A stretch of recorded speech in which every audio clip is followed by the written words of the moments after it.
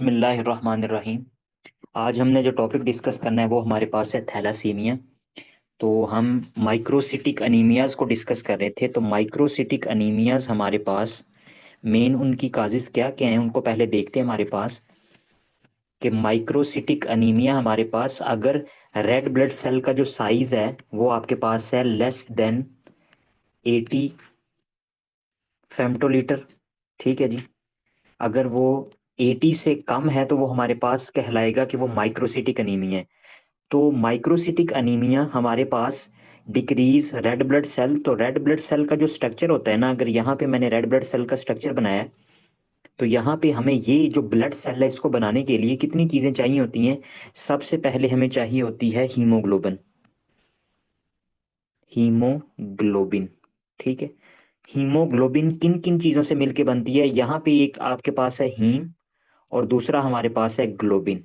ठीक है। अब ये जो हीम का स्ट्रक्चर है ना, ये आपके पास कंजिस्ट होता है दो फर्दर स्ट्रक्चर्स के ऊपर। तो हीम में आपके पास एक तो होता है आयरन Fe+2 और प्लस आपके पास होता है प्रोटोपोरफायरिन। प्रोटोपोरफायरिन। ठीक है। तो ये आपके पास दोनों स्ट्रक्चर मिलके क्या बनाएंगे, हीम। ठीक है। और ग्लोबिन आपके पास आपको पता है कि प्रोटीन होती है जो कि डिपेंड कर रही होती है हमारे पास कौन कौन सी टाइप्स हैं उसकी। HbA। ठीक है। उसके अलावा HbA2, हीमोग्लोबिन A2, HbF। ठीक है। और इन इन तमाम हीमोग्लोबिन के डिफरेंट स्ट्रक्चर हैं। जैसे कि अगर HbA की हम बात करें तो इसमें 2 अल्फा और 2 बीटा चेन्स हैं। इसी तरह से हमारे पास HbA2 में 2 अल्फा और 2 डेल्टा। और इसी तरह से HbF में हमारे पास 2 अल्फा प्लस 2 गामा चेन्स हैं। ठीक है। तो हमारे पास अगर हमने कहा कि रेड ब्लड सेल है तो रेड ब्लड सेल में हीमोग्लोबिन है, हीमोग्लोबिन को फर्दर स्प्लिट किया तो उसमें हमारे पास हीम में दो चीज़ें मिली, आयरन और प्रोटोपोरफायरिन। और इसी तरह से हमारे पास ग्लोबन जो है वो भी आपके पास डिफरेंट टाइप्स की पाई जाती हैं। अगर तो माइक्रोसिटिक अनीमिया की टाइप को मैं बताने लगा हूँ कि अगर तो हमारे पास आयरन की डेफिशिएंसी है, Fe2 नहीं है, तो हमारे पास होगा आयरन डेफिशिएंसी अनीमिया। ठीक है जी। और फर्दर हमारे पास होगा अनीमिया ऑफ क्रोनिक डिजीज। इससे रिलेट है ये। ठीक हो गया। नेक्स्ट हमारे पास अगर प्रोटोपोरफायरिन, ये जो हमारे पास प्रोटोपोरफायरिन रिंग, इसको बेसिकली हम हीम ही कहते हैं, लेकिन आप ये देख लें कि इस तरह रिलेट कर सकते हैं। अगर प्रोटोपोरफायरिन रिंग सही से नहीं बन रहा ना, जो कि जैसे कि इस तरह से होता है ना कि दरमियान में हमारे पास आयरन होता है Fe। ठीक है। और इसके साथ साइडों पे नाइट्रोजनस स्ट्रक्चर होता है जो कि मेनली कंजिस्ट होता है नाइट्रोजन पे, उसको बोलते हैं प्रोटोपोरफायरिन रिंग। और अगर प्रोटोपोरफायरिन रिंग सही से नहीं बन रहा तो ये आपके पास कौन कौन सी एनीमिया काज करवा सकते हैं, लेड पॉइजनिंग एनीमिया। ठीक है। और फर्दर हमारे पास हो सकता है सिड्रोब्लास्टिक एनीमिया। सिड्रोब्लास्टिक एनीमिया। ठीक है जी। और अगर ग्लोबिन चेन जो है, ये ग्लोबिन चेन सही से नहीं बन रही तो इसके नतीजे में हमारे पास होगा थैलासीमिया। अगर अल्फा, ये अल्फा और बीटा मेनली चेन, दो ग्लोबिन चेन्स होती हैं आपके पास हीमोग्लोबिन में, तो हमारे पास या तो होगा अल्फा थैलासीमिया या हमारे पास होगा बीटा थैलासीमिया। ठीक है जी। तो ये थी हमारे पास बेसिक्स के माइक्रोसिटिक एनीमिया में कौन कौन सी काजेज इन्वॉल्व हो सकती हैं। ये हमने कल देख ली थी, आयरन डेफिशिएंसी एनीमिया और अनीमिया ऑफ क्रोनिक डिजीज। आज हम थैलासीमिया और लेड पॉइजनिंग और सिड्रोब्लास्टिक अनीमिया को फर्दर एक्सप्लेन करेंगे। तो सबसे पहले मैं आपको एक्सप्लेन करता हूँ कि व्हाट इज थैलासीमिया। थैलासीमिया जैसे कि हमने बताया, पहले हम बात कर चुके हैं कि हमारे पास माइक्रोसिटिक अनीमिया है। तो माइक्रोसिटिक अनीमिया होने की वजह से हमारे पास थैलासीमिया में जो मेन कॉन्सेप्ट है वो यहाँ से शुरू करेंगे कि ग्लोबन चेन नहीं बन रही। अगर हीमोग्लोबिन बन रही है तो हीमोग्लोबिन में हमारे पास, अगर हम हीमोग्लोबिन का स्ट्रक्चर बनाएं तो इस तरह से हमारे पास 4 ग्लोबन चेन है। तो ये मैंने बनाई अल्फा, ये ए लिखा हुआ है अल्फा ग्लोबन चेन। और प्लस हमारे पास ये इस तरह से, ये बीटा मैंने बनाया तो बीटा ग्लोबन चेन। तो 2 अल्फा और 2 बीटा ग्लोबन चेन हमारे पास ये मिलके प्रॉपर हीमोग्लोबिन बनाती हैं। दरमियान में हमारे पास आयरन होता है। आयरन Fe, और आयरन के साथ यहाँ पे अटैच होता है प्रोटोपोरफायरिन। तो ये एक प्रॉपर हीमोग्लोबिन का स्ट्रक्चर है। अब हमें दो अल्फा और दो बीटा चेन्स चाहिए। तो थैलासीमिया हमारे पास किस तरह से होगा कि थैलासीमिया या तो हमारे पास होगा अल्फा थैलासीमिया जिसमें अल्फा चेन्स का डिफेक्ट होगा, और बीटा थैलासीमिया होगा जिसमें हमारे पास बीटा चेन्स का डिफेक्ट होगा। ठीक है जी। अल्फा थैलासीमिया, अब हमारे पास जो अल्फा ग्लोबन चेन्स बनती हैं ये मेनली हमारे पास 4 जीन पे डिपेंड कर रही होती हैं, मतलब कि 4 जीन्स जो होंगी वो इसको बनाएंगी। किस तरह से? हमारे पास मेल, और अगर हम पेरेंट की बात करें ना, मदर और फादर, ये हमारे पास दोनों से दो दो जीन्स होती हैं जो कि रिस्पॉन्सिबल होती हैं अल्फा ग्लोबन चेन के लिए। ठीक है, अल्फा 1 और अल्फा 2। ठीक है, अब हमारे पास यहाँ पे फादर मदर। ठीक है जी। ये आपके पास एक नॉर्मल सीक्वेंस है जो कि जेनेटिक मटेरियल है जिसने फर्दर आपके पास अल्फा दो ग्लोबन चेन बनानी है। अब हमारे पास अल्फा थैलासीमिया में होगा क्या कि सम कंडीशन में ये होगा कि 1 जीन में डिफेक्ट होगा, और सम हाउ इस तरह हो सकता है कि 2 जीन में हमारे पास डिफेक्ट हो सकता है। डिफेक्ट का क्या मतलब है कि हमारे पास जो अल्फा थैलासीमिया डिजीज होगी इसमें हमेशा जीन डिलीशन होगी, जीन डिलीशन। ठीक है, ये एमसीक्यूज है। What is difference between alpha thalassaemia और बीटा थैलासीमिया? तो अल्फा थैलासीमिया में जीन की डिलीशन होती है, बल्कि बीटा थैलासीमिया में जीन की डिलीशन नहीं होती, बल्कि हमारे पास वहां पे म्यूटेशन आती है। बीटा, जब बीटा जीन की हम बात करेंगे, तो ये जो मैंने एक जेनेटिक मैप आपके सामने बनाया है ना, ये आपके पास प्रेजेंट होता है क्रोमोसोम नंबर 16 पे के ऊपर। ठीक है जी। अब क्रोमोसोम नंबर 16 के ऊपर हमारे पास 4 जीन प्रेजेंट हैं। अगर हमारे पास ऐसा हो कि एक जीन की डिलीशन हो जाए, ये डिलीशन हो गई है, ठीक है, अगर एक जीन की डिलीशन हो गई है, एक जीन प्रेजेंट नहीं है, तो ये कंडीशन हमारे पास कहलाएगी alpha thalassemia minima. Alpha thalassemia minima, minima. और ये जो कंडीशन होती है ये हमारे पास होती है एसिम्टोमेटिक, एसिम्टोमेटिक। ठीक है, पहली बात हमने कर ली। नेक्स्ट अब बात करते हैं थोड़ी सी, ये बात अगर आपको इजीली आप पिक कर गए ना तो नेक्स्ट आसान है। नेक्स्ट दोबारा से हम बनाते हैं। ठीक है जी, पेरेंट्स फादर मदर, दोबारा से हमारे पास हमें पता है कि 16 क्रोमोसोम के ऊपर दो दो जीन्स हैं जो कि आगे ग्लोबल चेन बनाने के लिए रिस्पॉन्सिबल है, अल्फा 1 अल्फा 2। तो अब हमारे पास ऐसी कंडीशन होगी जिसको हम कहेंगे थैलासीमिया मिनी, थैलासीमिया माइनर।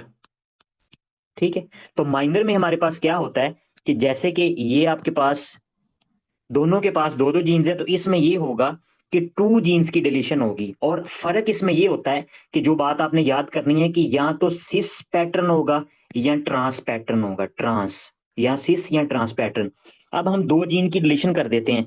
अब मैं पहले सिस पैटर्न वाली डिलीशन को आपको प्रेजेंट करूंगा कि सिस पैटर्न अगर होगा तो वो किस तरह से डिलीशन होगी। अगर सेम क्रोमोसोम के नंबर ऊपर आपके पास अगर पेरेंटल, अगर एक आपके पास फादर या मदर दोनों में से जिसका क्रोमोसोम के ऊपर दो क्रोमोसोम दो जीन्स रिस्पॉन्सिबल होती हैं, सेम पेरेंट के ऊपर अगर दोनों की डिलीशन होगी है तो ये कंडीशन हमारे पास कहलाएगी सिस, सेम क्रोमोसोम जीन डिलीशन। कि एक ही क्रोमोसोम है, ठीक है, या तो फादर का होगा या मदर का होगा, उसके ऊपर जीन डिलीशन हो चुकी है, तो ये आपके पास होगी सिस कंडीशन। अब हम बनाएंगे ट्रांस कंडीशन।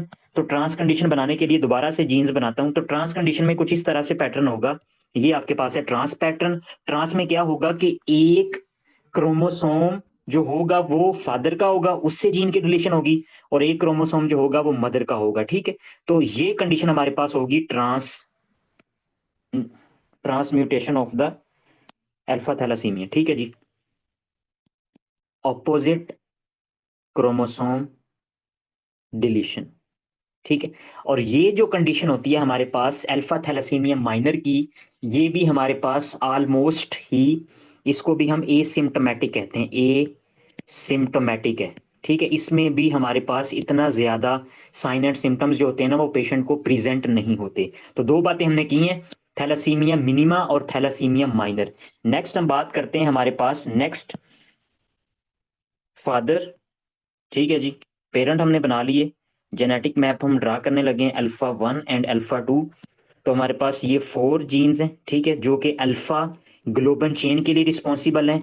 तो हमारे पास यहाँ पे मैं डिजीज जो काज करवाऊंगा वो आपके पास होगी हीमोग्लोबिन HGH। इसमें पता क्या होता है, इसमें ये होता है कि हमारे पास 3 जीन की म्यूटेशन हो जाती है, 3 जीन की म्यूटेशन होती है। अब शुरू में हमने बात की थी कि हमारे पास कौन कौन सी जीन्स चाहिए होती हैं ग्लोबन के लिए, अल्फा 2, 2 अल्फा और 2 बीटा, 2 बीटा चाहिए होती हैं।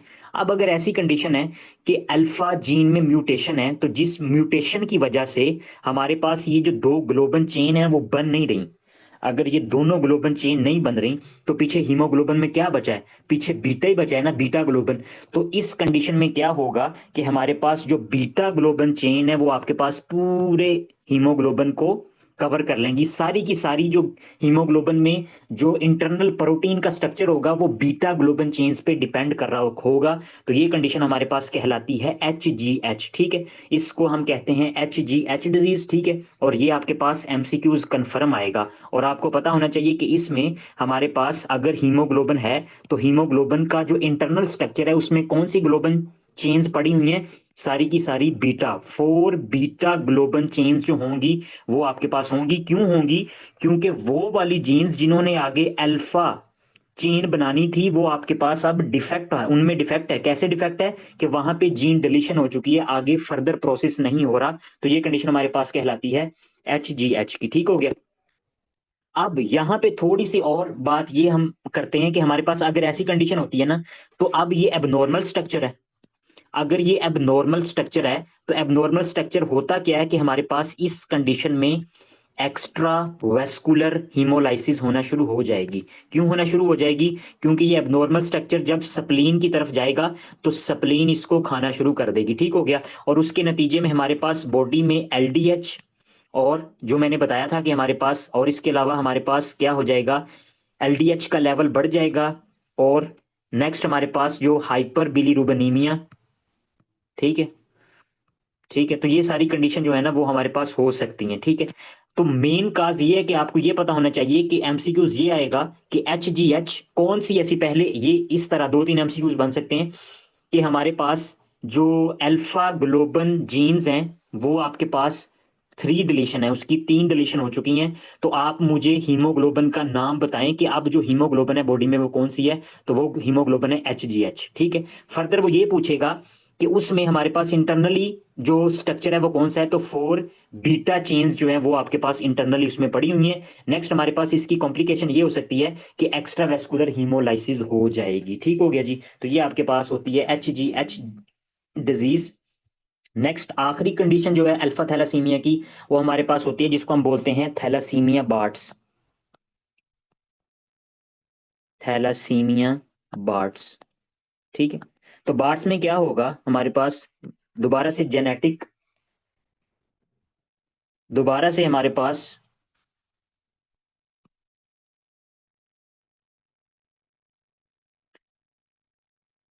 यहाँ पे सॉरी करेक्शन कर लें कि ये हीमोग्लोबिन को HB के साथ प्रेजेंट करते हैं, जी के साथ नहीं करते। हीमोग्लोबिन जो है ना उसको हम HB के साथ, मैं HG लिख रहा था ना ग्लोबन जी से, तो HB के साथ प्रेजेंट करते हैं, बात वही है। अच्छा जी, नेक्स्ट हमारे पास अल्फा 1 और अल्फा 2, वही आपके पास जेनेटिक मेकअप है, 4 जीन्स होती हैं, ठीक है जी। अब इसमें ये होगा कि चारों की चारों हमारे पास जो जीन्स हैं उनकी डिलीशन हो चुकी है।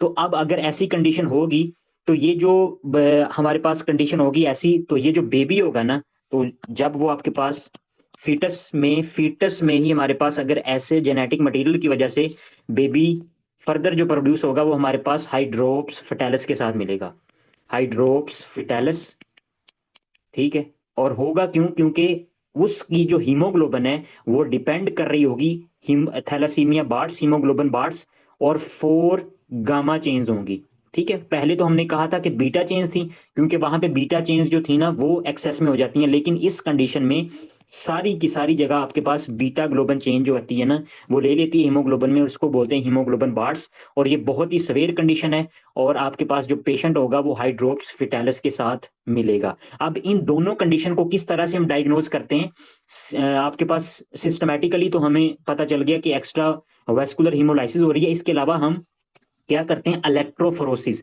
जो इलेक्ट्रोफोरोसिस का मैंने आपको टेक्निक उस दिन बताई थी, सिकल सेल डिजीज जिस दिन हम डिस्कस कर रहे थे, तो उसमें जैसे हमने इलेक्ट्रोड पे पोटेंशियल जनरेट किया था, करंट दिया था, तो इसी तरह से जब हम इलेक्ट्रोफोरेसिस करवाते हैं ना, तो इसके ब्लड सैंपल का, तो एच वाली जो आपके पास ये डिजीज, इसका जो ब्लड सैंपल है, ये सेपरेटली अलहदा से आपके पास एक कॉलम बना लेता है। इसी तरह से हमारे पास जो हीमोग्लोबिन बार्ट्स, ये वाली जो डिजीज थैलासीमिया, ये जो डिपेंड कर रही है, तो ये भी आपके पास एक डिफरेंट कॉलम बना लेती है। तो इस तरह से हम उसको डिफरेंशिएट कर लेते हैं। सिर्फ और सिर्फ जो गामा कॉलम होगा ना, वो आपको बहुत ज्यादा डार्क नजर आएगा उस आपके पास जो टेक्निक है। तो यहाँ पे हमारे पास जो बीटा है, तो बीटा मेनली होती है ना एचबीएच में, तो ये आपको मोर ज्यादा प्रोमिनेंट नजर आएंगी। तो यहाँ पे आपको डार्क अपीयर नजर आएगी जो आपके पास मूवमेंट होगी करंट की।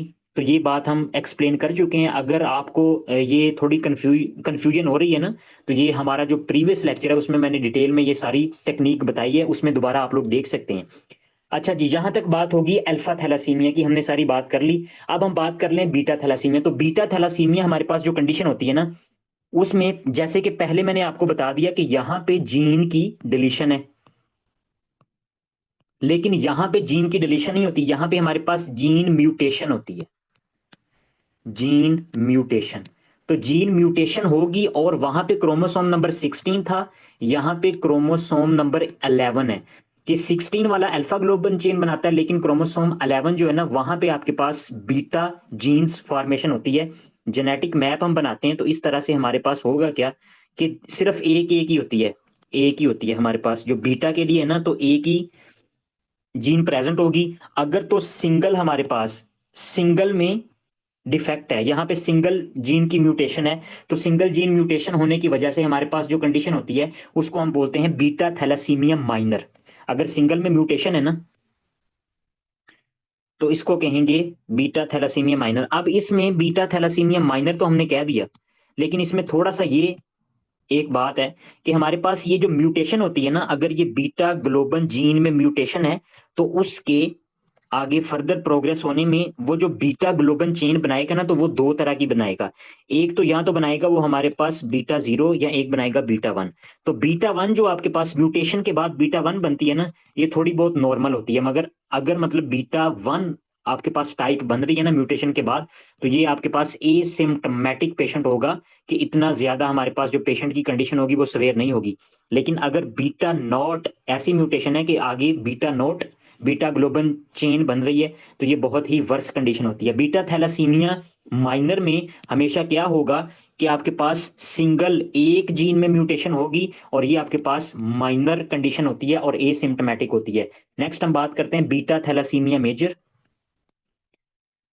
बीटा थैलासीमिया मेजर और बीटा थैलासीमिया मेजर जो कंडीशन होती है, तो इसमें हमारे पास दोनों ही जीन में म्यूटेशन होगी। मतलब कि यहाँ पे जो पेरेंटल बोथ जीन है ना, दोनों ही म्यूटेटेड हैं। अगर ये दोनों ही म्यूटेटेड हैं, तो ये हमारे पास कहलाएगी बीटा थैलासीमिया मेजर, और ये बहुत ही सवेयर कंडीशन होती है। और इस सवेयर कंडीशन होने की वजह से फर्दर जो नेक्स्ट हमारे पास जो जो कंडीशन होती है, जो कॉम्प्लिकेशन होती है, वो मैं आपको एक्सप्लेन करता हूं, और इसके बाद हम डायग्नोसिस की बात करेंगे। डायग्नोसिस इसकी वैसे ही करते हैं, इलेक्ट्रोफोरेसिस पे देखेंगे तो हमें पता चल जाएगा कि हमारे पास जो बीटा जीन्स है ना, उनमें डिफेक्ट आ रहा है। अच्छा, अब अगर बीटा जीन में डिफेक्ट आ रहा है, तो इलेक्ट्रोफोरोसिस हमें कैसे बताता है। अगर तो हमारे पास ये कंडीशन है बीटा थैलासीमिया माइनर, तो हमारे पास कौन कौन सी टाइप्स हैं, यहां पे टाइप लिखते हैं हीमोग्लोबिन की। हमारे पास होती है हीमोग्लोबिन ए, ठीक है जी, A2 होती है, हीमोग्लोबिन ए होती है, और हीमोग्लोबिन हमारे पास एफ होती है।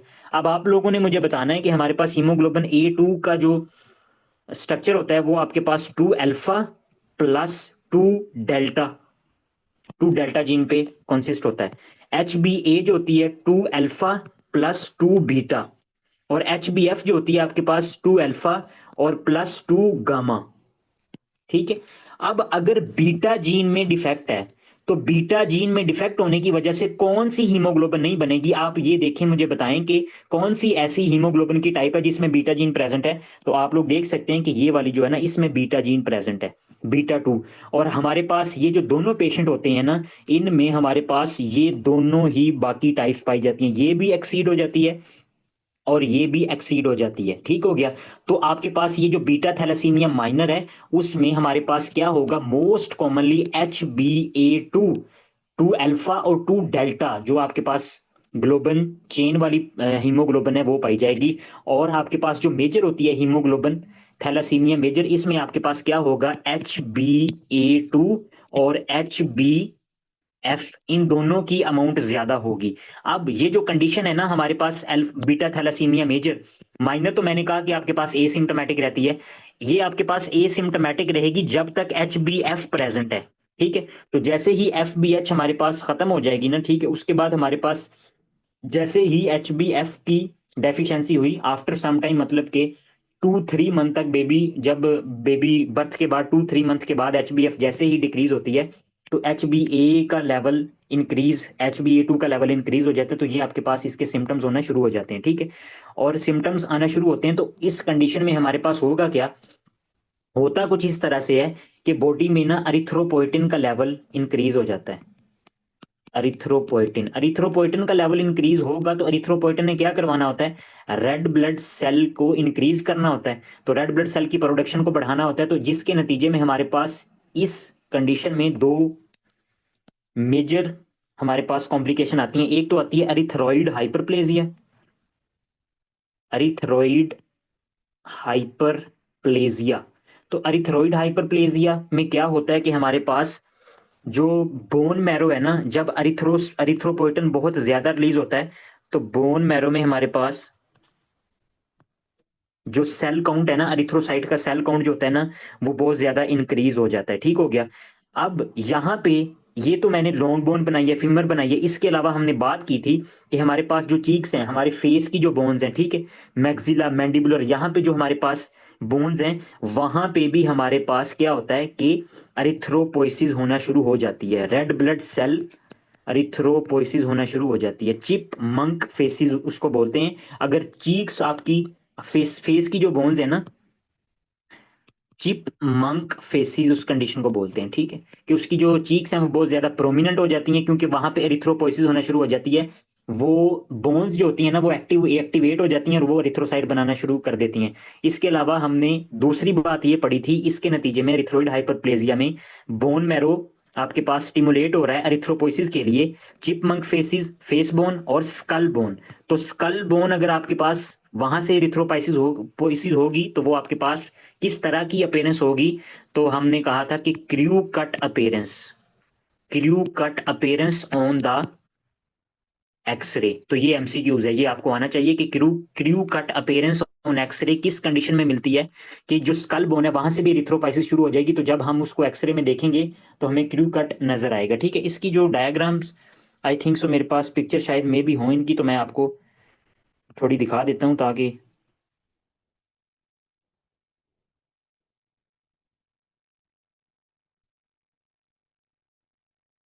तो हमारे पास यहाँ पे पिक्चर ये अगर आप देखें तो यहाँ पे जो स्कल बोन है ना, ये वाला ऊपर वाला हिस्सा जो इसका है, ये मैं और ज्यादा यहाँ पे ये देखें, ये क्रू कट अपीयरेंस आपको नजर आ रहे हैं, कितना प्रोमिनेंट हो चुका है, उसका जो मार्जिन ऑफ द स्कल है वो कितने ज्यादा प्रोमिनेंट हो चुके हैं, तो इसको बोलते हैं क्रू कट अपीयरेंस। ठीक है। अब यहाँ पे आ गए तो यहाँ पे एक और चीज आपको दिखा दूं कि ये जो रेड ब्लड सेल आपको नजर आ रहे हैं ना, इनमें आपको मोस्ट प्रोमिनेंट क्या चीज नजर आ रही है, जिस पे हमने आगे नेक्स्ट जाना है। तो यहाँ पे नॉर्मली अगर रेड ब्लड सेल देखें ना, तो वो दरमियान से आपको व्हाइट नजर आएंगे। ठीक है जी। दरमियान वाला जो एरिया है वो आपके पास लाइट कलर का है और पेरिफेरल एरिया जो डार्क है, लेकिन कुछ रेड ब्लड सेल ऐसे हैं जिनके दरमियान में भी आपको डार्क एरिया नजर आ रहा है। ठीक है। ये मैं जूम कर रहा हूं तो आपको नजर आ रहा होगा, मेन आपके पास दरमियान में भी जो डॉटेड एरिया वो ज्यादा डार्क है। ठीक है।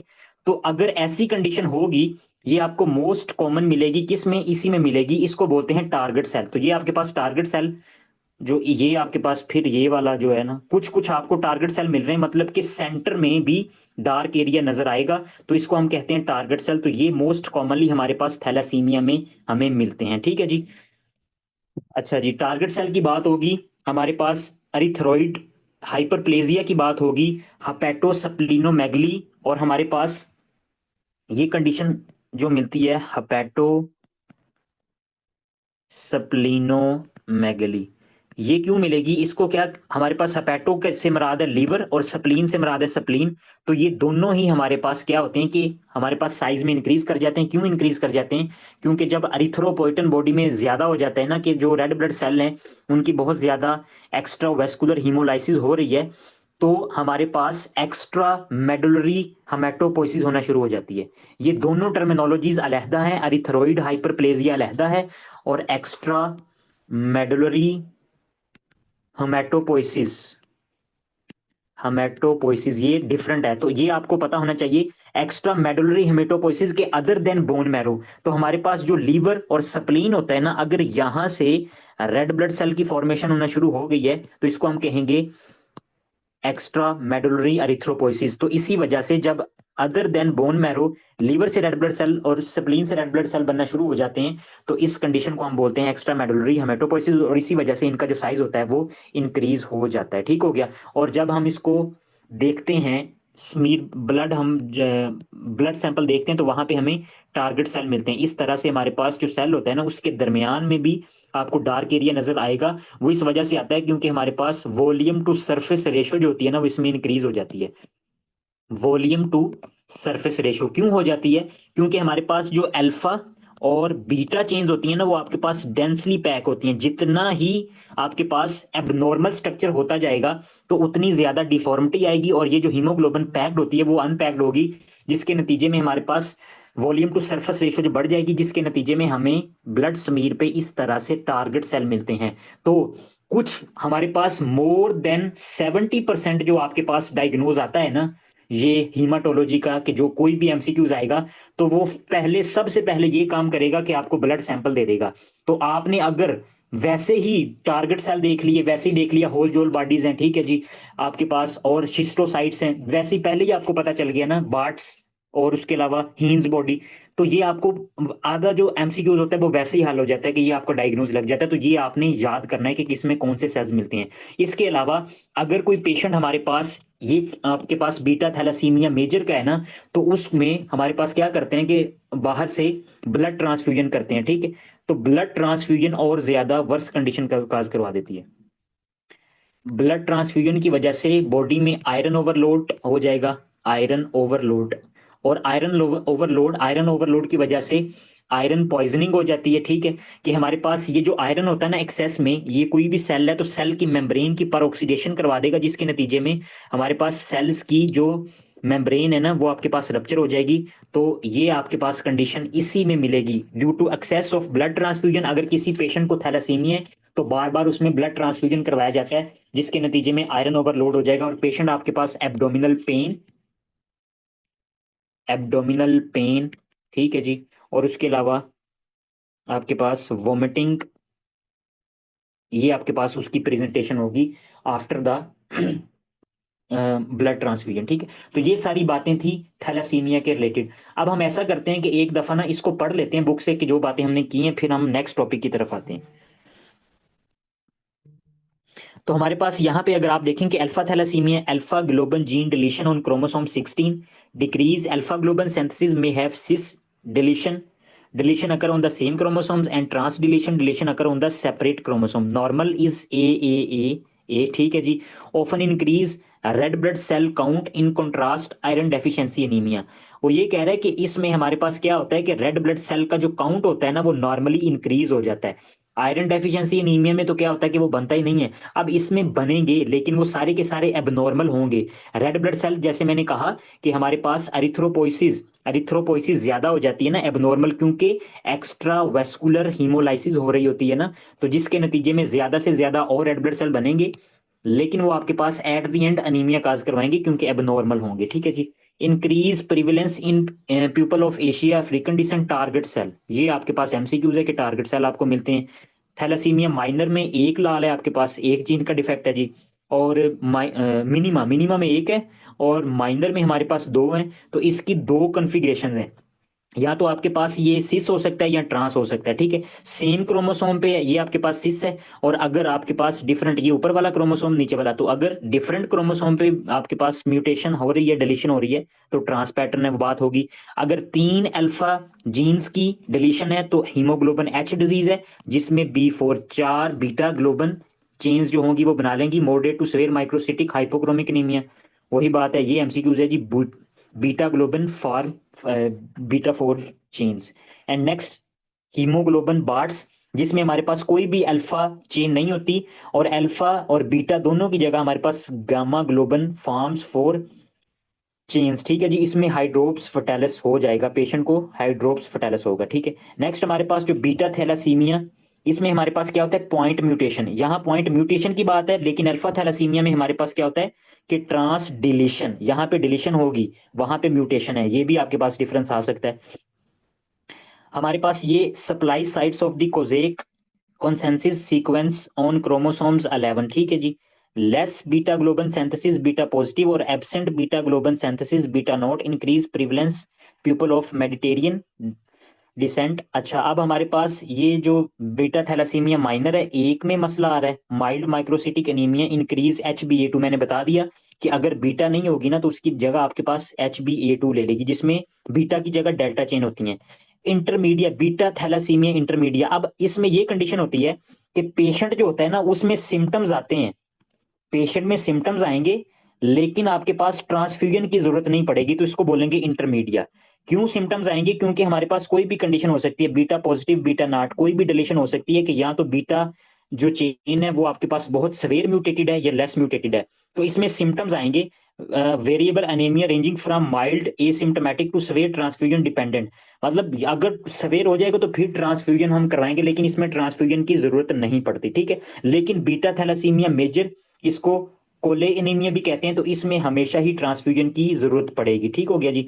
Severe microcytic anaemia with target cell increase anisopoikilocytosis का मतलब ये है कि वेरिंग वेरिंग शेप और वेरिंग साइज के जो रेड ब्लड सेल होते हैं ना, सबका साइज और शेप दोनों ही डिफरेंट होती हैं, इसकी टर्मिनोलॉजी का ये मतलब है।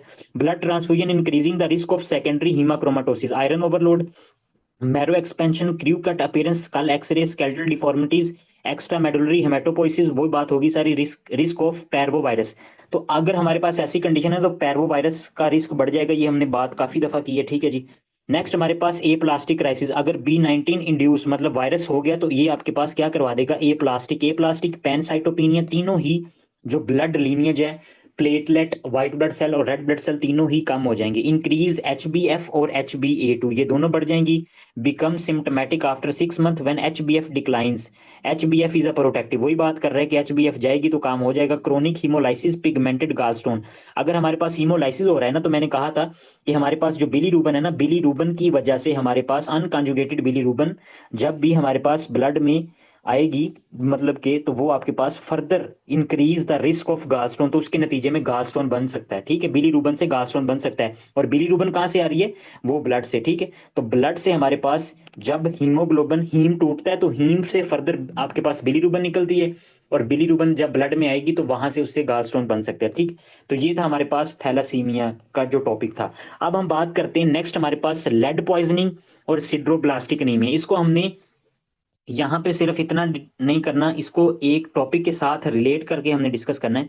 यहाँ पे अगर आप देख सकते हैं कि हीम सिंथेसिस पोरफायरिया, जब शुरू में हमने टॉपिक शुरू किया था ना, टॉपिक शुरू करने से पहले मैंने आपको एक बात बताई थी कि हमारे पास यहाँ पे हीमोग्लोबिन में डिफेक्ट आ रहा है, माइक्रोसिटिक एनीमिया में या तो आयरन नहीं है, तो ये बात हमने कर ली थी, या तो ग्लोबिन नहीं है, तो ये बात भी हमने कर ली है। पीछे बच गया जी प्रोटोपोरफायरिन, तो प्रोटोपोरफायरिन में अगर मसला होगा ना, तो इसकी वजह से हमारे पास या तो लेड पॉइजनिंग हो सकती है या हमारे पास सिड्रोब्लास्टिक एनीमिया हो सकता है।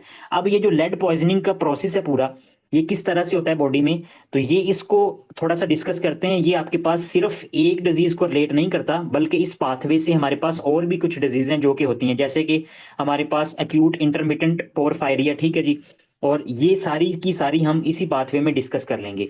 यहाँ पे मैंने एक, ये कुछ हमारे पास पाथवे है, ठीक है जी। और ये कौन सा पाथवे है, ये हमारे पास है हीम पाथवे, हीम पाथवे, ठीक है। आप फर्स्ट एड पे ना पेज नंबर 430 ओपन कर लें, अगर आपने वहां से टैली करना है 430 ओपन करें तो वहां पे आपको बहुत ज्यादा एड मिल जाएगी, आपको मदद होगी। अब होता कुछ इस तरह से कि हीम जो बनाना है हमने, तो हीम बनाने के लिए हमें यहाँ पे दोबारा से मैं आपको बताता हूं कि हीम बनाने के लिए हमें दो चीजें चाहिए। ठीक है जी। हीम हीम बनाने के लिए पहली चीज हमें चाहिए आयरन, Fe+2। और दूसरी चीज हमें चाहिए प्रोटोपोरफायरिन, प्रोटोपोरफायरिन। ठीक है। तो ये हमारे पास जो आयरन और प्रोटोपोरफायरिन, यहाँ पे जो कॉम्बिनेशन होता है, ये जो आपस में दोनों मिलते हैं, और ये प्रोटोपोरफायरिन हमारे पास कैसे बनता है, ये जो पाथवे है वो हम डिस्कस करने लगे हैं। ठीक है। आयरन को हमने कल स्टोर कर लिया था, किस तरह से स्टोर किया था, हमने कहा था कि इंटेरोसाइट्स में आता है। ठीक है जी। वहां पे हमारे पास Fe3 कन्वर्ट होगा Fe2 में, फिर आपके पास यहाँ पे एंट्री हो जाएगी। नेक्स्ट हमारे पास फीरोपोर्टिन होती है, फीरोपोर्टिन आपके पास इसको नेक्स्ट ब्लड में भेजेगी, ब्लड में हमारे पास ट्रांसफेरिन होती है। और अगर हमने आयरन को स्टोर करना है, तो अगर स्टोरेज हो गया, एपोफेरेटिन को इसके साथ ऐड कर दिया, तो इसको हम कहेंगे फेरेटिन। तो ये कल बातें हम डिस्कस कर चुके हैं, वो हमारे पास लेक्चर में मौजूद है। आयरन हम ले आए थे, आज हमने प्रोटोपोरफायरिन को लेके आना है। तो वो किस तरह से बनता है, ये जो आपके पास प्रोटोपोरफायरिन बनता है, या हीम का प्रोसेस जो पूरा होता है, ये आपके पास दो आपके पास जगह पे होता है। एक तो आपके पास आधा प्रोसेस जो होता है ना, वो आपके पास होगा माइटोकॉन्ड्रिया में। ठीक है जी। माइटोकॉन्ड्रिया में, ठीक है। और आधा आपके पास होगा साइटोप्लाज्म में। एक बात होगी, ये बहुत ही अहम बात है, आपको पता होना चाहिए। जो पहला स्टेप है, जो कि आपके पास रेट लिमिटिंग स्टेप है जी, वो, और उसके बाद आपके पास जो फाइनल स्टेप है, जिसमें यहां पे एंड पे मैंने लिखा हुआ है प्रोटोपोरफायरिन और आपके पास आयरन, ये दोनों ने मिलकर बना दिया हीम। तो ये दोनों प्रोसेस आपके पास होते हैं माइटोकॉन्ड्रिया में। ठीक है जी। पहला एमसीक्यूज है कि आपके पास हीम की सिंथेसिस जो होती है वो किस ऑर्गेनेली में होती है, तो साइटोप्लाज्म नहीं कहना बल्कि माइटोकॉन्ड्रिया कहना है। ये आपके पास एमसीक्यूज है। अच्छा जी, आगे अब नेक्स्ट इसको फर्दर एक्सप्लेन करने से पहले मैं आपको दो तीन चीजें और क्लियर कर देता हूं कि अगर हमारे पास, हमने जब रेड ब्लड सेल शुरू किया था, तो मैंने कहा था कि आपके पास ये जो रेड ब्लड सेल है ना, ये ए न्यूक्लिएटेड होता है। ये बात की थी, बिल्कुल की थी। फिर उसके बाद मैंने आपको कहा था कि इसमें कोई भी ऑर्गेनेली नहीं होती। ठीक है। तो व्हाट इज द माइटोकॉन्ड्रिया, तो माइटोकॉन्ड्रिया तो ऑर्गेनेली है। तो आप सर ये क्यों बता रहे हैं, तो ये इस वजह से कि हमारे पास जब तक इमेच्योर रेड ब्लड सेल होता है ना, तो उसमें कुछ भी नहीं होता, सॉरी, उसमें ऑर्गेनेलीज होती हैं। तो फर्दर जैसे जैसे वो मेच्योर होता जाता है, तो वैसे वैसे श्रिंक भी होता जाता है, और उसके दरमियान जो ऑर्गेनेलीज होती है ना, वो भी रिमूव हो जाती हैं। तो हीम की सिंथेसिस अभी ये क्या है, under the process of the maturation. तो जब तक हमारे पास मैचुरेशन के प्रोसेस में होता है ना, तो तब हमारे पास इसमें माइटोकॉन्ड्रिया होगा। तो इसमें कंफ्यूज नहीं होना। अब हमारे पास आधा प्रोसेस माइटोकॉन्ड्रिया में चलेगा और आधा साइटोप्लाज्म में, मतलब कि साइटोप्लाज्म क्या होता है कि यहाँ पे माइटोकॉन्ड्रिया से बाहर। तो हमारे पास ये माइटोकॉन्ड्रिया है, तो दो स्टेप इसके, फर्स्ट स्टेप और लास्ट स्टेप इधर होगा, बाकी सारे स्टेप जो हो रहे हैं वो इधर हो रहे हैं। ठीक है।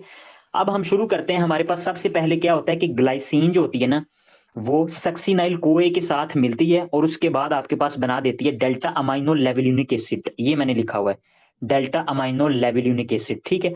अब यहाँ पे दो तीन बातें ऐड कर दूं कि अगर हमारे पास यहाँ पे ये कौन सा एंजाइम है, डेल्टा ए एल ए सेंथेज। ठीक है जी। जो कि अमाइनो लेवल्यूनिक एसिड बनाता है, अमाइनो ल्यूविलुनिक एसिड सेंथेज एंजाइम का नाम है। और इसको साथ क्या चाहिए होता है, कोफैक्टर। कौन सा कोफैक्टर इसको चाहिए होता है, विटामिन B6 पायराडॉक्सिन। ठीक है जी। अब हमारे पास अगर कोई ऐसी कंडीशन है, जो एमसीक्यूज यहां से शुरू होने लगे एमसीक्यूज, कि अगर कोई ऐसी कंडीशन है कि जो कि विटामिन B6 को इनहिबिट कर रही है, तो उसके नतीजे में हमारे पास हीम सिंथेसिस होगी, नहीं होगी। ठीक हो गया। तो इसी वजह से हमारे पास विटामिन B6 एक ड्रग होती है, एंटी ट्यूबरकल ड्रग, कौन सी होती है, आइसोनायाजिड। आइसोनायाजिड। ठीक है। तो वो आपके पास विटामिन B6 को इनहिबिट कर देती है। पैराडोक्साइन फास्फोकाइनेज एंजाइम होता है, जो कि इनएक्टिव विटामिन B6 को एक्टिव में कन्वर्ट करता है, ये उसको इनहिबिट कर देती है। एट द एंड ये विटामिन B6 को इनहिबिट कर देगी, जिसके नतीजे में ये फर्दर प्रोसेस चलेगा ही नहीं। तो आपके पास फर्दर हम ये कह सकते हैं कि isoniazid can lead to the anaemia. तो ये आपके पास रिलेट हो गया। ठीक है। तो अगर ऐसे एमसीक्यूज वो पूछ रहा है कि कौन सी एंटी ट्यूबरकुलर ड्रग है जो कि आपके पास अनीमिया काज करवा रही है, ठीक है, पहले एनीमिया तक पहुंच जाए, बाकी टाइप उसकी मैं बाद में बता दूंगा। तो आइसोनाइजिड जो है वो आपके पास काज करवाएगी। ठीक है। अच्छा जी। अब नेक्स्ट फर्दर यही आपके पास न्यूरोपैथी भी करवाती है, क्योंकि विटामिन B6 जो होता है ना, वो आपके पास न्यूरॉन्स के लिए भी रिस्पॉन्सिबल होता है।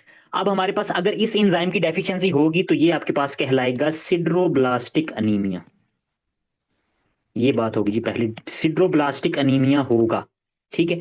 अब सिड्रोब्लास्टिक अनीमिया, अब हमारे पास जो सिड्रोब्लास्टिक अनीमिया हो रहा है यहां तक बात होगी। अब ये रेट लिमिटिंग स्टेप ही आगे नहीं जा रहा, कुछ भी नहीं आगे बनेगा। ठीक है।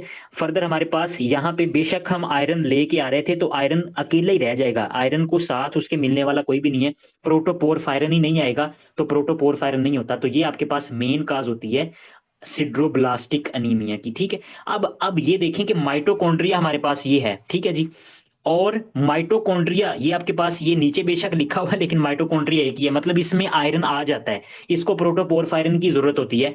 तो इसमें हमारे पास हम सिड्रोब्लास्टिक इसको इस वजह से कहते हैं कि ये जो रेड ब्लड सेल होते हैं, इसका जो न्यूक्लियस होता है, आपके पास इमेच्योर फॉर्म में न्यूक्लियस होगा ना, तो इसके साइडों पे हमारे पास यहाँ पे जो माइटोकॉन्ड्रिया होता है ना, यू इस तरह से रिंग शेप में, इस तरह रिंग शेप जो माइटोकॉन्ड्रिया होता है ना, वो आपके पास वहां पे आयरन अकोमोलेट आपको ब्लू कलर के नजर आ जाता है और इस तरह रिंग अपीयरेंस देता है। इस वजह से, इस रिंग अपीयरेंस की वजह से इसको कहते हैं सिड्रोब्लास्टिक अनीमिया। ठीक है। और ये कौन सा स्ट्रक्चर है जिसमें पड़ा हुआ है आपके पास? माइटोकॉन्ड्रिया में। ठीक है। तो आपको अब समझ आ गई कि माइटोकॉन्ड्रिया में आयरन कहां से आया और क्यों अकोमोलेट हुआ, क्योंकि सिर्फ आयरन पड़ा हुआ था, तो फर्दर कोई भी प्रोसेस नहीं चला जिसने आगे प्रोटोपोरफायरन रिंग बनाना था। ठीक है। और इंजाइम किसकी डेफिशिएंसी होती है? ए सिंथेज इंजाइम की डेफिशिएंसी होती है। हम बुक पे चलते हैं तो बुक पे इस बात को थोड़ा सा डिस्कस करते हैं। हमारे पास यहां देखें जी, sideroblastic anaemia genetic X linked defect in a synthase gene. अगर ए सिंथेज जीन में डिफेक्ट होगा तो इसने फर्दर आपके पास ए सिंथेज प्रोटीन बनानी थी, सॉरी इंजाइम बनाना था, तो उसका डिफेक्ट होगा। माइलोडिस्प्लास्टिक सिंड्रोम की वजह से भी हो सकता है। और reversible alcohol is most common, also lead poisoning, vitamin B6 deficiency, copper deficiency, drugs, isoniazid, linezolid. तो ये सारी काजेज हैं। अब हमारे पास लेड पॉइजनिंग का मैं आपको नेक्स्ट बताता हूं, और विटामिन B6 का आपको समझ आ गई कि किस तरह से विटामिन B6 की, वैसे ही अगर विटामिन B6 की बॉडी में डेफिशिएंसी है तो ये भी काज करवा सकती है, और कॉपर डेफिशिएंसी जो होगी वो भी काज करवाएगी। ड्रग्स जो है वो आइसोनाइजिड जो कि विटामिन B6 को इनहिबिट करते हैं। तो मोस्ट कॉमन जो MCQs आता है वो यही आता है कि विटामिन आइसोनाइजिड्स जो है ना वो आपके पास किस तरह से एनीमिया काज करवा सकता है। नेक्स्ट हमारे पास ये है कि लैब फाइंडिंग में आयरन इंक्रीज मिलेगा, नॉर्मल और decrease total iron binding capacity, increase ferritin. अब हमारे पास हमने कहा था कि सीरम जो है ना, सीरम, सीरम मतलब कि ब्लड में आयरन तो नॉर्मल होगा, ब्लड में आयरन नॉर्मल है, लेकिन अब वो रेड ब्लड सेल नहीं बना रहा, तो सीरम आयरन तो अब्जॉर्प्शन हो रही है, वो सारा कुछ हो रहा है। ठीक है। माइटोकॉन्ड्रिया में भी वो ज्यादा हो रहा है, तो वो सारी बातें आपको वैसे इसी वजह से सीरम आयरन ज्यादा है। टोटल आयरन बाइंडिंग कैपेसिटी इसको बोलते हैं ट्रांसफेरिन। तो ट्रांसफेरिन हमेशा आपके पास ये क्या है, ये उल्ट चलती है। ठीक है। हम इसको इस तरह से रिलेट कर सकते हैं कि ये आपके पास पॉलिटिकल पार्टीज नहीं होती, जैसे कि अगर सीरम आयरन आपके पास कोई एक पॉलिटिकल पार्टी है तो ये दूसरी है ट्रांसफेरन, अगर सीरम में आयरन ज्यादा होगा तो ये हमेशा ही ट्रांसफेरन कम होगी। ठीक हो गया, क्योंकि ये उसके रिस्पॉन्स में रिलीज होती है, ये आपके पास कंपनसेट करने के लिए। ऐसी कंडीशन में ये रिलीज होगी कि जब बॉडी में आयरन कम है तो ये इंक्रीज हो जाएगी, शायद ट्रांसपोर्ट नहीं हो रही, तो ये एज अ ट्रांसपोर्टर होती है। Next ferritin, what is ferritin? Ferritin हमारे पास स्टोरेज फॉर्म ऑफ आयरन है, तो वो भी ज्यादा मिलेगी क्योंकि आयरन ज्यादा से ज्यादा स्टोर हो ही जाएगा बॉडी में, यूटिलाइज नहीं हो रहा। Ringed sideroblastic with iron laden Persian blue stain mitochondria seen in the bone marrow, peripheral blood smear. ठीक है जी। Basophilic stippling of the red blood cell, ये मैं आपको बताता हूँ क्या है। सम एक्वायर्ड वेरिएंट में भी आल्सो नॉर्मोसिटिक और मैक्रोसिटिक। तो वो ये कह रहा है कि आपके पास कुछ कुछ कंडीशन में ये नॉर्मोसिटिक भी हो सकता है और मैक्रोसिटिक, मतलब इसका साइज जो होगा कुछ में कम होगा और कुछ में बड़ा होगा। ठीक है। नेक्स्ट वो ये कह रहा है कि हमारे पास पायरिडोक्साइन, विटामिन B6 जो है ना, इसको देंगे तो इसकी ट्रीटमेंट में हम हेल्पफुल हो सकते हैं। ठीक है। कि वो आपके पास एज अ को फैक्टर के तौर पे काम करता है, तो जिसके नतीजे में वो आपके पास डेफिशिएंसी को। अच्छा जी। तो नेक्स्ट हम देख लेते हैं, हमारे पास aminolevulinic acid next हमारे पास कन्वर्ट होगा पोरफोब्लिनोजेन में। और ये जो आपके पास पाथवे होता है ना, इसको कौन सा एंजाइम चाहिए होता है? ए एल ए डिहाइड्रेटेज एंजाइम इस चीज के लिए रिस्पॉन्सिबल होता है। और अगर बॉडी में, यहाँ तो सिड्रोब्लास्टिक एनीमिया, इसकी हमारे पास वैसे ही डेफिशिएंसी थी बॉडी में इस एंजाइम की। ठीक है। तो जेनेटिकली डिफेक्ट था ये आपके पास लेड पॉइजनिंग की वजह से। जो लेड होगा ना, लेड, लेड इसको इनहिबिट कर देगा, और इसके बाद हमारे पास फर्दर क्या करता है, इसको भी इनहिबिट कर देता है, फेरोचैलिटेज। तो ये भी आपके पास लेड पॉइजनिंग। अगर लेड पॉइजनिंग हो रही है तो लेड पॉइजनिंग की वजह से हमारे पास फेरोचैलिटेज, जो कि लास्ट स्टेप होता है, प्रोटोपोरफायरिन जो हीम में कन्वर्ट होता है with combination of the iron, तो इस एंजाइम को, और वो आपके पास दूसरा एंजाइम जो है ALA डिहाइड्रेटेज, इस इन दोनों को इनहिबिट कर देता है, ठीक है। तो इसके नतीजे में हमारे पास होगा क्या, कि आपने ये याद रखना है, लेड से, LEAD, ठीक है। तो एल से हमारे पास क्या होगा कि लाइंस, लाइंस, लेड लाइंस मतलब कि ब्लू लाइंस इन जिंजुआ, जिंजुआ, ठीक है। और उसके अलावा हमारे पास ई से इंसेफ्लोपैथी, इंसेफ्लोपैथी, ठीक है। ए से एब्डोमिनल पेन, एब्डोमिनल पेन के साथ पेशेंट प्रेजेंट करेगा, और फर्दर हमारे पास वो पेशेंट प्रेजेंट करेगा पी से, डी है, लेड है ना, डी से आपके पास फुट ड्रॉप और रिस्ट ड्रॉप, रिस्ट ड्रॉप, ठीक है। जैसे वहां पे हमने बात की कि सिड्रोब्लास्टिक एनीमिया में हमारे पास सिड्रोब्लास्टिक शेप के रेड ब्लड सेल मिलेंगे, तो यहाँ पे हमारे पास बेजोफिलिक स्टिपलिंग मिलेगी। अगर ये रेड ब्लड सेल है ना, तो इसके अंदर हमारे पास इस तरह से बेजोफिलिक सेल मिलेंगे, बेजोफिलिक, सॉरी सेल नहीं, अपीयरेंस मिलेगी। अपीयरेंस का मतलब बेजोफिलिक होती है, ब्लू अपीयरेंस मिलेगी, ठीक है। क्योंकि आपके पास प्योरिन सेल्वेज पाथवे का जो एक इंजाइम होता है ना, उसको इनहिबिट कर देता है, जिसके नतीजे में हमारे पास यहाँ पे राइबोसोमल RNA जो होता है ना, वो आपके पास परसिस्टेंट रह जाता है, ठीक है। तो इसके नतीजे में इस तरह बेजोफिलिक स्टिपलिंग स्टिपलिंग मिलेगी। तो दोबारा से ये जो कंडीशन है ना, बेजोफिलिक स्टिपलिंग है, और उसके अलावा जो वहां पे रिंग शेप्ड सिड्रोप्लास्टिक माइटोकॉन्ड्रिया, ये दोनों मैं आपको दिखा देता हूँ कि किस तरह से ये नजर आते हैं। ये आपको ये जो नजर आ रहा है ना, ये हमारे पास है सिड्रोब्लास्टिक अनीमिया। यहाँ पे ये जो अपीयरेंस नजर आ रही है ना रेड ब्लड सेल की, तो दरमियान में प्रोमिनेंट न्यूक्लियस है, और साइडों पे देखें आपके रिंग शेप में माइटोकॉन्ड्रिया में आयरन जो है ना वो डेपोजिट हुआ है, तो वो कुछ इस तरह से नजर आएगा, ठीक है। ये सिड्रोब्लास्टिक अनीमिया की अपीयरेंस है। और फर्दर हमारे पास ये, यहाँ पे ये देखें, ये यहाँ पे आपके पास आपको बेजोफिलिक छोटे छोटे डॉट नजर आ रहे हैं रेड ब्लड सेल में, तो ये हमारे पास क्या है, बेजोफिलिक स्टिपलिंग जो है ना वो मिलती है, और ये मिलेगी लेड पॉइजनिंग में, ठीक है। ये आपके पास, हाँ, ये भी बेजोफिलिक स्टिपलिंग ही, ठीक हो गया। तो ये आपके पास इस तरह से थोड़ी बहुत बातें जो आपको पता होनी चाहिए, इसको हम डिस्कस कर लेते हैं। ALA डिहाइड्रेटेज, तो पहला एंजाइम जो था ना वो उसकी डेफिशिएंसी, और नेक्स्ट हमारे पास जो एंड पे मैंने कहा फिरोचैलिटेज एंजाइम की डेफिशिएंसी होगी। और ये क्यों होगी, डेफिशिएंसी नहीं होगी बल्कि वो डायरेक्टली इनहिबिट कर देंगे, को लेड इसको इनहिबिट कर देगा, ठीक है। नेक्स्ट हमारे पास decrease heme synthesis, increase red blood cell protoporphyrin. Red blood cell protoporphyrin जो है ना वो क्यों इंक्रीज हो जाती है, ये हम नेक्स्ट यहाँ पे देखते हैं, कि ये आपके पास आपको नजर आ रहा होगा ये पाथवे जो है ना। तो सबसे पहले सक्सिनाइल को ए जो है ना वो अमाइनो लेवुलिनिक एसिड में कन्वर्ट हो रहा है, किसकी, ALA सिंथेसिस, तो इसकी डेफिशिएंसी होगी तो सिड्रोब्लास्टिक एनीमिया, ठीक है। और इसके बाद हमारे पास लेड पॉइजनिंग ALA डिहाइड्रेटेज को इनहिबिट कर रहा है, और ये सारा पाथवे साइटोप्लाज्म में चल रहा है, और बाकी पहले वाला जो था वो माइटोकॉन्ड्रिया में चल रहा था, ठीक है। तो अब ये नहीं है आपके पास, इसको इनहिबिट कर रहा है और इसको इनहिबिट कर रहा है लेड, तो जिसके नतीजे में ये वो कह रहा है कि प्रोटोपोरफायरिन बॉडी में ज्यादा हो जाएंगे, प्रोटोपोरफायरिन जो एक्सेस में हो जाएंगे, इस नतीजे में अगर लेड की पॉइजनिंग होगी तो ये उससे ज्यादा, उससे डिफरेंशियल पॉइंट है।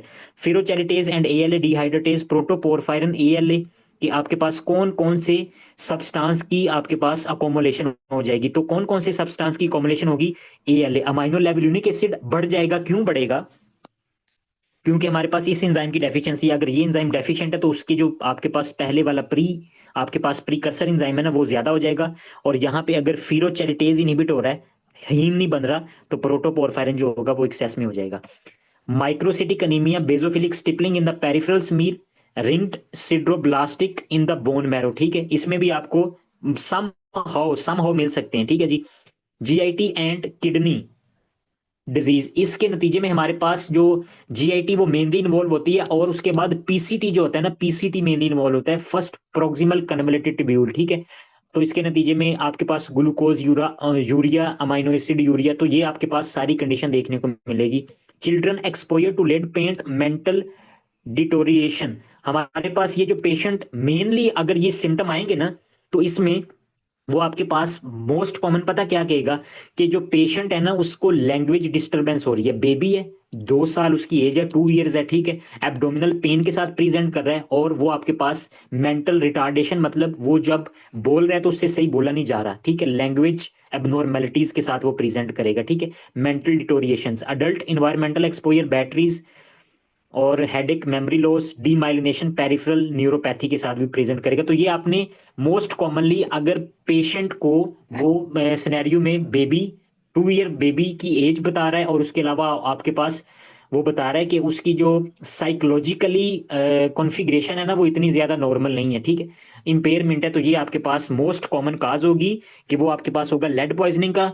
और लेड पॉइजनिंग में सिर्फ ये बातें नहीं होंगी, फर्दर आपके पास बेजोफिलिक स्टिपलिंग देगा, प्रॉपर वो ये बताएगा कि माइक्रोसाइट है, ठीक है, उनका जो साइज है वो लेस देन 80 है। सिर्फ 2 बातें नहीं बता देगा, ये सारा कुछ बता के एंड पे वो डिफरेंशिएट इससे करवाएगा कि बाकी सिम्टम्स जो है वो इस तरह हैं, तो फिर आप बताएं कि कौन सा है, तो लेड पॉइजनिंग एनीमिया। नेक्स्ट हमारे पास, अगर ये जो पाथवे है हमारे पास यूरोपोरफायरिनोजिन, ये कन्वर्ट होता है नेक्स्ट हमारे पास कोप्रोपोरफायरिनोजिन, और अगर इस एंजाइम की डेफिशिएंसी हो जाएगी तो हमारे पास हो जाएगा पोरफायरिया क्यूटेनिया टार्डा। और ये मोस्ट कॉमन पोरफायरिया, पोरफायरिया हमारे पास ग्रीक वर्ड है जिसका मेन जो हमारे पास मीनिंग होता है ना, वो ये होता है कि हमारे पास पिगमेंटेड पिगमेंटेड ब्लिस्टर्स, ठीक है। तो ये मेन इसका ये मतलब होता है। तो हमारे पास इसमें पोरफायरिया क्यूटेनिया टार्डा में होगा क्या, कि ये एंजाइम जो है ना, ये आपने याद करना है, इसका कोई कंसेप्ट नहीं है कि कौन सी एंजाइम की डेफिशिएंसी होगी, यूरोपोरफायरिनोजिन डी कार्बोक्सिलेज। तो अब अगर इसकी डेफिशिएंसी है तो बॉडी में कौन सी प्रोडक्ट की वैल्यू हमारे पास अमाउंट ज्यादा हो जाएगी, यूरोपोरफायरिनोजिन। और ये यूरोपोरफायरिनोजिन आपके पास कन्वर्ट हो जाती है, ऑक्सीडाइज हो जाती है यूरोपोरफायरिन में, पोरफायरिन में, क्योंकि इसके साथ जो केमिकली स्ट्रक्चरली हाइड्रोजन होता है ना, वो रिमूव हो जाता है, मतलब ये ऑक्सीडाइज हो जाएगी। और पोरफायरिन जो होगा वो आपके पास स्किन में अकोमोलेट होगा, तो स्किन में आपके पास ब्लिस्टरिंग बनेगी, हाइपर पिगमेंटेशन बनेगी। और इसके अलावा ये यूरोपोरफायरिन जब यूरिन में आएगा तो आपके पास टी कलर यूरिन आएगा। तो दो मेन साइन है इसके। और इसके अलावा एक्सेप्शन इसकी ये है कि ये जो हमारे पास ये कंडीशन होती है, इसको ट्रीट करते हैं एंटी मलेरियल ड्रग से। एंटी मलेरियल ड्रग देंगे, और ये आपके पास अननोन है कि क्यों करते हैं, लेकिन एंटी मलेरियल ड्रग जो है ना, हाइड्रोक्सी क्लोराक्विनीन, वो आपके पास हेल्पफुल होती है इसकी ट्रीटमेंट के लिए, ठीक है जी।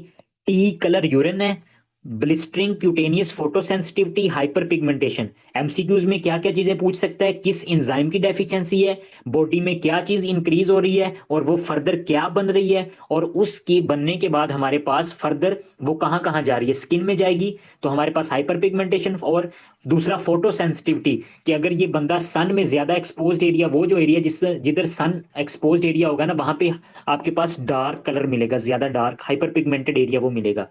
मोस्ट कॉमन पोरफायरिया ये जी, ठीक है। अल्कोहल कंजप्शन, कोई बंदा अगर अल्कोहल ले रहा है तो उसकी वजह से ये ज्यादा इंक्रीज हो जाएगा, मतलब ये कंडीशन जो होती है वो वर्स हो सकती है। और हेपाटाइटिस सी, अगर किसी पेशेंट को हेपाटाइटिस सी है तो ये भी एमसीक्यूज है, हेपाटाइटिस सी आपके पास ये कंडीशन को वर्स करवा सकता है। फिलिप्टोमी, वो ये कंडीशन वो ये कह रहा है कि सन अवॉइडेंस करियो ट्रीटमेंट में, कि बहुत सी बुक्स में ऐसे लिखा हुआ है कि आयरन ओवरलोड जो है ना, वो आपके पास ये कंडीशन काज करवाता है कि वो इस एंजाइम को डेफिशिएंट करवा देता है, आयरन ओवरलोड। तो phlebotomy decrease iron from the body, तो इससे भी ये जो पेशेंट होगा वो ट्रीटमेंट की तरफ आ जाएगा, नॉर्मल कंडीशन हो जाएगी।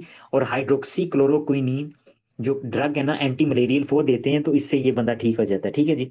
नेक्स्ट आखिरी है, आखिरी ये है कि हमारे पास ये पोर फेब्रिनोजन डी अमाइनेज, इसकी अगर डेफिशिएंसी होगी तो हमारे पास होगा एक्यूट इंटरमिटेंट पोरफायरिया। तो इसमें आपने 5P से याद रखना है इसको, एक्यूट इंटरमिटेंट पोरफायरिया।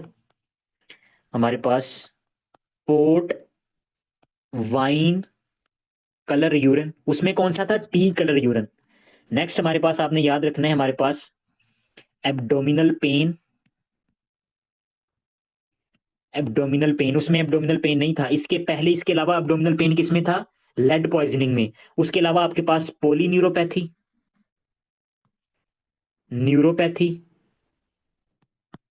ठीक है जी। उसके अलावा आपके पास पी से साइकोलॉजिकल डिस्टरबेंस, साइकोलॉजिकल डिस्टरबेंस, ठीक है, नेक्स्ट हमारे पास पी से ऐसी ड्रग्स जो कि हमारे पास P450 इंड्यूसर्स हैं। हमारे पास जो साइटोक्रोम P450 इंजाइम होता है ना, जो इसको इन्हांस कर देंगी इंजाइम को, वो आपके पास ये एक्यूट इंटरमिटेंट पोरफायरिया को भी इन्हांस कर देंगी। यहाँ पे थोड़ा सा कंसेप्ट है, इसको मैं एक्सप्लेन कर देता हूँ। यहीं ये एमसीक्यूज वाला पॉइंट है जो कि वो उठाते हैं। precipitated by factor that increase ALA synthase drug P450 inducers alcohol starvation। अब दो चीजें हैं यहाँ पे देखें कि पहले उसने पता क्या लिखा हुआ है, उसने लिखा हुआ है कि B6 जो है वो आपके पास इसको इंड्यूस करेगा, और यहाँ पे नेगेटिव कौन कौन सी चीजें हैं जो कि इसको इनहिबिट कर रही हैं, ग्लूकोज। ठीक है, उसके अलावा हीमिन। What is हीमिन? हीमिन आपके पास यही हीम है। तो नेगेटिव फीडबैक जैसे हमने एंडोक्राइन में पढ़ा था ना, कि जब हीम ज्यादा हो जाता है ना, तो एक्सेस हीम पहले जो रेट लिमिटिंग स्टेप है उसको आपके पास इनहिबिट कर देता है। तो ये दोनों चीजें इसको इनहिबिट करती हैं। अब ऐसी ड्रग जो हमारे पास क्या करवा रही है कि CYP450 इंड्यूसर है, कि जो आपके पास इस इंजाइम को इंड्यूस करती है ना, वो आपके पास इस कंडीशन को बहुत ज्यादा वर्स कर देगी। अब वर्स कैसे करेगी कि ये जो पाथवे है वो बहुत ज्यादा फर्दर प्रोग्रेस होना शुरू हो जाएगा। जब फर्दर प्रोग्रेस होना शुरू हो जाएगा ना, तो ये जो आपके पास प्रोडक्ट है वो बॉडी में इन्हांस होना शुरू हो जाएगी। ठीक है, फर्दर आपके पास ऐसी ड्रग यूज कर रहे हैं, ठीक है जी, तो वो और ज्यादा इन्हांस कर रही है, वो और ज्यादा इन्हांस कर रही है। ठीक है, रिफेम्पासिन है, ठीक है, उसके अलावा आपके पास एंटी फंगल ड्रग्स हैं। तो कोई भी ऐसी ड्रग है जिसके नतीजे में आपके पास ये पाथवे, अब ये जो पाथवे है ना, अब क्या है कि ये सिर्फ और सिर्फ माइटोकॉन्ड्रिया जो होते हैं ना, वो आपके पास रेड ब्लड सेल में नहीं होते, बल्कि लीवर में, लीवर के जो हेपेटोसाइट्स के सेल हैं वहां पे भी माइटोकॉन्ड्रिया होते हैं। तो वहां पे बहुत ज्यादा इंड्यूस हो जाता है, वहां पे भी ये प्रोडक्ट हो रही होती है। 80% जो हीम की प्रोडक्शन होती है ना, वो रेड ब्लड सेल में होती है, और बाकी फर्दर 20% जो होती है ना, वो लीवर में होती है। तो लीवर में आपके पास अगर ऐसी ड्रग्स हैं जो कि P450 इंजाइम को इंड्यूस कर रही हैं, तो जिसके नतीजे में ये ALA सिंथेज इंजाइम की एक्टिविटी इंक्रीज कर देगी, जिसके नतीजे में हमारे पास अगर कोई पेशेंट है जिसमें पोरफोब्लिनोजिन डीमाइनेज की डेफिशिएंसी है, तो ये आगे तो पाथवे नहीं चलेगा, लेकिन पोर फब्लिनोजिन जो होगी वो बहुत ज्यादा इंक्रीज हो जाएगी, जिसके नतीजे में ये जो कंडीशन होती है ना, वो आपके पास एक्यूट एपिसोडिक होती है। कि अगर कोई पेशेंट था, पहले उसको इसकी डेफिशिएंसी थी, पोरफेब्रिनोजन डी माइनेज की ऑटोसोमल डोमिनेंट म्यूटेशन की वजह से ये एंजाइम नहीं बढ़ रहा, तो एपिसोडिक क्या होगा, अगर वो ड्रग ले रहा है तो ड्रग लेने की वजह से अचानक ही पोरफेब्रिनोजन बॉडी में बढ़ गई है, तो जिसके नतीजे में हमारे पास painful abdomen, port wine colour P, polyneuropathy, psychological disturbance, और participated by factors that increase ALA synthase like drugs. ALA synthase की एक्टिविटी कब बढ़ेगी? जब CYP450 इंड्यूसर ड्रग यूज की जाएगी, या अल्कोहल, या स्टारवेशन। अल्कोहल आपके पास ये भी ग्लूकोज की डेफिशिएंसी काज करवा देती है, और उसके अलावा स्टारवेशन वैसे ही भूख होती है, तो जिसके नतीजे में हमारे पास ग्लूकोज बॉडी में कम हो जाता है। तो दोनों कंडीशन में अगर ग्लूकोज कम होगा, तो ग्लूकोज इसको इनहिबिट कर रहा था, तो अगर ग्लूकोज नहीं है तो ये पाथवे ज्यादा से ज्यादा आगे चलेगा। Deficiency of glucose lead to the increase the acute intermittent porphyria. तो यहां से इस तरह भी घुमा के पूछ सकता है कि अगर कोई पेशेंट है, ठीक है, तो वो आपके पास बहुत ही देर से, मतलब एक क्रॉनिक हिस्ट्री है उसकी, कि उसकी जो ग्लूकोज का लेवल है वो कम है, लेकिन रह नहीं सकता, मैं आपको बता रहा हूँ, हाइपोग्लाइसीमिया इतनी देर तक बॉडी में रह नहीं सकता, बॉडी का ग्लूकोज लेवल बॉडी मेंटेन कर लेती है। लेकिन वो आपके पास, आपको कॉन्सेप्ट जो है ना, वो आपको ये पता होना चाहिए कि ग्लूकोज जैसे जैसे जब जब कम होगा, तो एपिसोडिक कंडीशन में ये कंडीशन वर्स हो जाएगी। तो इसकी ट्रीटमेंट में क्या करना है? ग्लूकोज देना है। ग्लूकोज देंगे तो यहाँ पे ब्रेक लगेगी। और हीमिन, हीमिन का ये बुक में लिखा हुआ था कि पेशेंट को खून पिलाएं। खून जब पिलाएगा तो खून में हमारे पास, लेकिन उन्होंने कहा कि ये है नहीं वैसे, एथिकली ये हमारे पास है, हो नहीं सकता लीजिए, मतलब कि हम इसको कर नहीं सकते। अगर हीम हम बॉडी में देंगे, खून पिलाएंगे, तो खून में क्या होता है? हीमिन होता है। तो हीमिन इसको जाके इनहिबिट कर देगा। ठीक हो गया? तो ये था आज का हमारा टॉपिक, जिसमें हमने थैलासीमिया और ये हीम सिंथेसिस के रिलेटेड जो भी बातें थी वो सारी डिस्कस कर ली हैं।